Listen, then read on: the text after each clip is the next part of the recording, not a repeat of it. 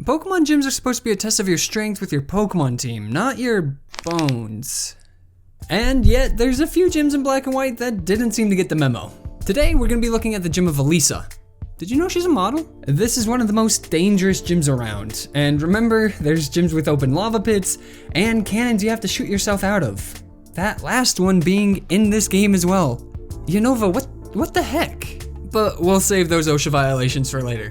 For now, let's just focus on the fourth gym in the black and white Pokemon games and see what it has to offer. After your date with N, you can make it into this clown car of a building that follows the Pokemon trend of being much bigger on the inside. This one's gimmick is roller coasters. You have to ride them to get anywhere, and you have to ride a lot of them to make it to the gym leader, which, fun fact actually, they're a model. It's not battling by the swimming pool levels of tame, but it's still more or less chill. After all, roller coasters are surprisingly safe, right? I mean, the odds of dying in a roller coaster are 1 in 750 million. Meanwhile, something like getting hit by lightning is 1 in 15,300. So your odds are pretty good at being alright in a coaster. Except for this gym puts the odds of both of those way up. But we only care about the roller coaster one. The main reason for that is a little thing known as G-force. If you don't know, G-force, or gravitational force, is exactly what it sounds like, the force of gravity. So if you jump up when you fall down, you experience 1G because of Earth's gravity pulling on you. But there are ways of experiencing G's outside of just falling, and that's usually with acceleration. The faster you accelerate or the faster you slow down, the more G's you're gonna experience. With most normal, non-Tom Cruise people being able to experience around 4 to 5 G's before they black out, and 9 G's before they faint. And funny enough, roller coasters are actually one of the main ways we experience G-forces, with most pulling around 4 to 5, and a crazy one in South Africa pulling 6.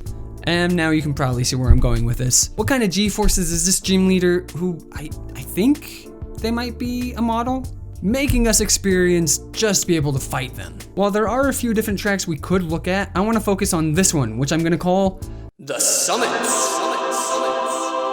Specifically the end of it where you go around the corner and almost instantly stop. The formula to figure out G-forces looks a little something like this, and it's not as bad as it may look. You just have to take your speed before you decelerate, your speed when you're done decelerating, and then subtract how long that took you by Earth's gravitational force, which is always 9.8 meters per second on Earth.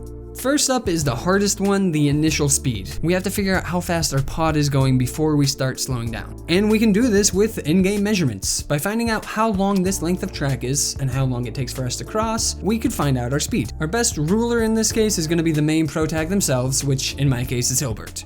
While they don't have a canonical height that I could find, there is a workaround. In Pokemon Masters EX, we can get a pretty clean shot of Hilbert standing next to Oshawott. Oshawott does have a canonical height at 1 foot 8 inches or just 20 inches. And we can see that Hilbert is a little over 3 Oshawotts tall. Since there's room for error in this method and our odds of surviving are better if he's shorter, I'm just gonna go ahead and say he's 60 inches tall, which would be about 5 feet. Not about, exactly 5 feet.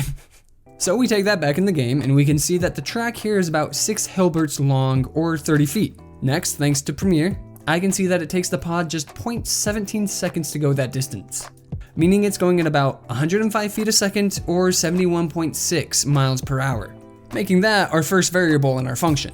Next up is really easy, our speed after slowing down, which is just 0. We're not moving.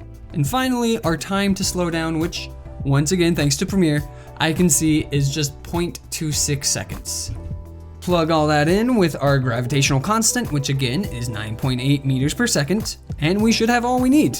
I'll just change everything to the same units, in this case meters, and we have our final formula. Calculate all that out, and we have the force Hilbert is experiencing while slowing down. A whopping 12.5 G's. G's. That's a lot of G's. Again, for reference, people usually faint at 9 G's. And to make matters worse, he's just standing there. Menacingly! No seat belt, just a face full of glass. Elisa, you may have gone out of your way to tell me you're a model, but how about next time you go out of your way to tell me how dangerous your gym is? All we have is this guy who mentions you might get dizzy on the ride, which I mean, they ain't wrong. But something tells me Hilbert's symptoms are gonna be a little bit worse than dizziness when he gets out. Anyways, thanks again for watching, guys. Hope you enjoyed, and as always, I hope to catch you in the next one.